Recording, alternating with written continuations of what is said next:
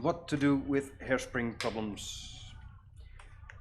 3 simple rules. Hairspring adjustments.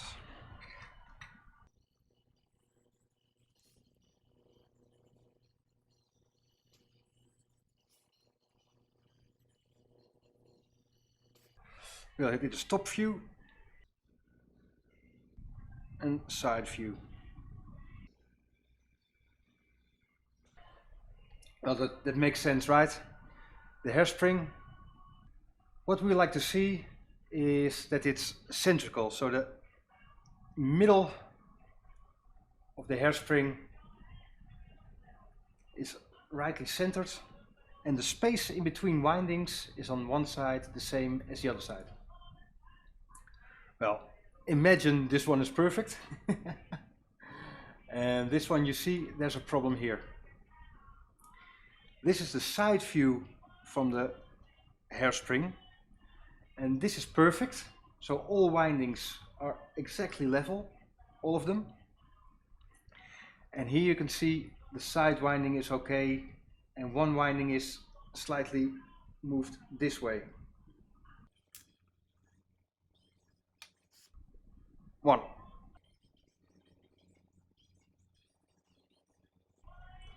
The solution for all your problems: stay calm and have a cup of coffee.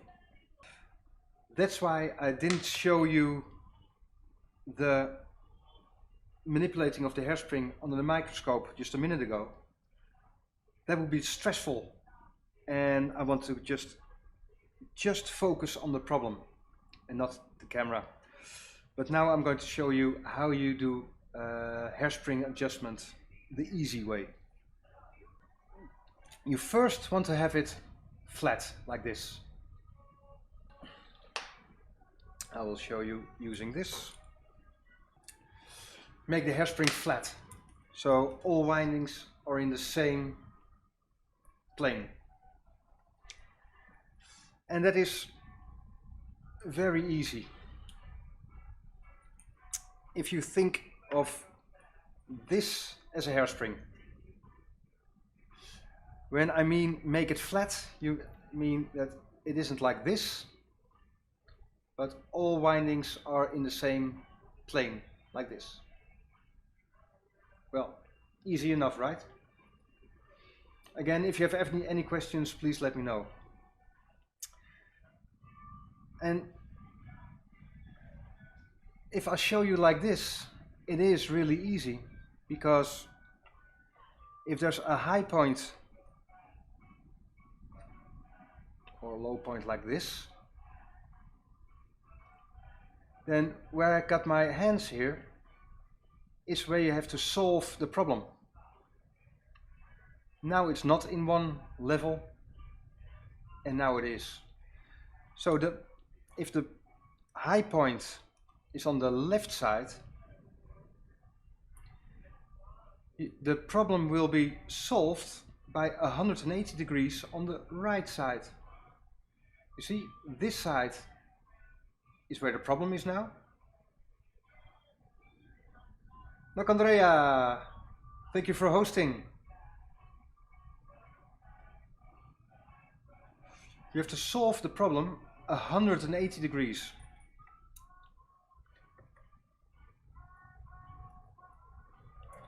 So if this is the high point, the manipulation should be there. Simple.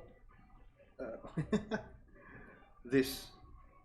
If this is the high point, there is the manipulation on the 180 degrees. Is dat een beetje duidelijk, Raoul en de rest? If there's a problem on the hairspring here, you have to manipulate on the other side, 180 degrees from there. Simple, this adjustment. So first make the hairspring flat. All windings are in the same level, like this.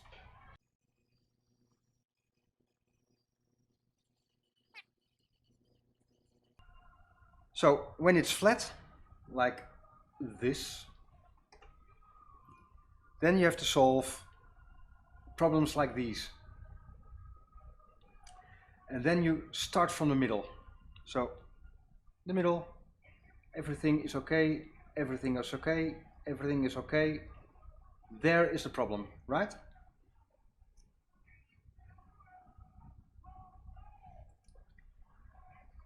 This clearly is the problem where the windings are not centered. So here it's very close and there it's very wide.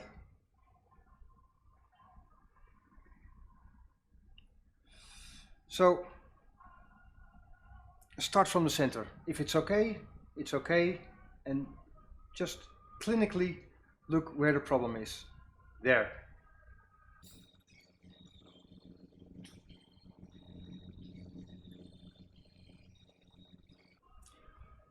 Manipulate from 90 degrees. So if it's centered like this, you can see what I'm doing with my hand. I bend it on 90 degrees from the problem, and that is where you can change the hairspring the best to make it centered again. So if it's flat, it's 180 degrees. Look where my hand is. And if it's centered, it's on 90 degrees.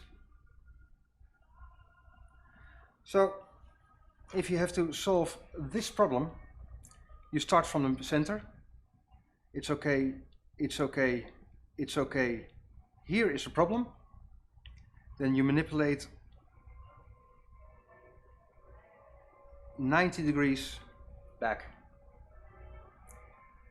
Here is when you bend it to solve this problem. I hope that makes sense. Do you understand the 180 degrees and the 90 degrees? It's quite easy, right? This. Is dat duidelijk, Raoul? Oh, thank you, dude. Because it isn't rocket science. It's just practice. And these 4 steps, you can solve any problem with a hairspring. As long as you stay calm. It's no joke, that is the first rule in hairspring bending. If you start from the outside, you're always you have to go back every single time. And if you start from the middle, then you know it's okay, it's okay, it's okay. And when you're done manipulation here, and this one is okay, then all the stuff you've been to is perfect and you don't have to touch again. And if you start from the outside, you have to redo it every single time. And I'm a bit lazy and I don't want to redo it every single time. So the problem can be in the hairspring if it's not centered, or the end stud. So always take it out of the stud. I prefer to even take it off from the balance wheel, the balance staff. So you just got the hairspring, and then it's easy to work on. And I love this tool. It's very inexpensive, and it's a plexi. But if you put your hairspring on a piece like this, you can even have a make it yourself. Very easy with some plexiglass. It doesn't even have to be round, no problem. But with this tool, I think it's from, well, Bergeon has got it as well, but it's a cheap variety. For adjusting hairsprings, I've got this number 6.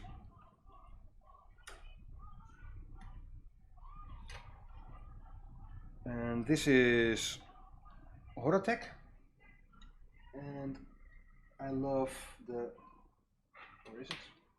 Well, don't see them now, but I've got the Bergeon ones as well, and they are even more pointed. These tips are thinner than these.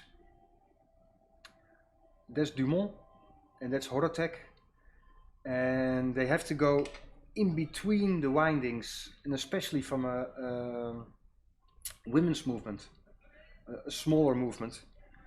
These are so much nicer. And why this strange shape? Because when you work on a hairspring, you would like to bend it, and now you still got a top view. Makes sense, right? So it's easier to work on it. And mostly I use the number 6 to hold the hairspring. And if you use the oiler, and I've got a broken oiler, it's a bit shorter but hasn't got too much, well, you can't bend it too easily. It's nice to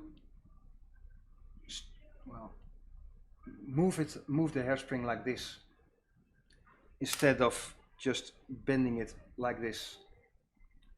It's so much more delicate, and you don't have one point where you bend it. So especially with antique hairsprings, it's so much easier to work like this. Well, any more questions? A bit of a sidestep, but nice to explain. Well, I think you guys know the 180 degrees now and the 90 degrees rule. Manipulate it like this or just on 90 degrees. Should be okay.